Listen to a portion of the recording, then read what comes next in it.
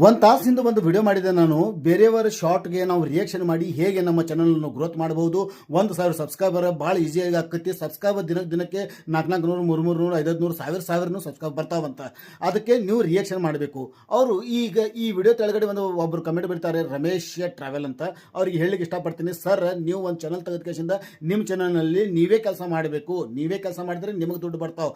ನಿಮ್ಮ ಚಾನಲ್ಗೆ ನಾ ಕೆಲಸ ಮಾಡಿದ್ರೆ ನಿಮಗೆ ದುಡ್ಡು ಬರಂಗಿಲ್ಲ. ಇದು ತಿಳ್ಕೊರಿ ಮಾತು. ನಿಮ್ಮ ಚಾನಲಲ್ಲಿ ಏನಾದರೂ ಹೊಸ ಟ್ರಿಕ್ಕನ್ನು ಯೂಸ್ ಮಾಡಿಕೊಂಡು ಈ ಶಾರ್ಟ್ ವಿಡಿಯೋಗಳಿಗೆ ಇದಕ್ಕಿಂತ ಈಸಿ ಮೆಥಡ್ ಎಲ್ಲಿಯೂ ಇಲ್ಲ. ಯೂಟ್ಯೂಬ್ ಮೇಲೆ ಇದಕ್ಕಿಂತ ಈಸಿ ಮೆಥಡ್ ನೋಡ್ರಿ. ವಿಡಿಯೋ ಕ್ರಿಯೇಟ್ ಮಾಡೋದಿಲ್ಲ, ವಾಯ್ಸ್ ಓವರ್ ಮಾಡೋದಿಲ್ಲ, ಏನೂ ಇಲ್ಲ. ಬೇರೆಯವರ ವಿಡಿಯೋದ ಮೇಲೆ ಕೇವಲ ನಗುದಿರ್ತೈತಿ.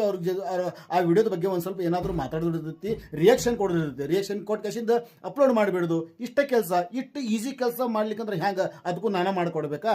ದಯವಿಟ್ಟು ನಿಮ್ಮ ಚಾನಲ್ ಮೇಲೆ ನೀವೇ ಕೆಲಸ ಮಾಡಿರಿ. ದೌಡ್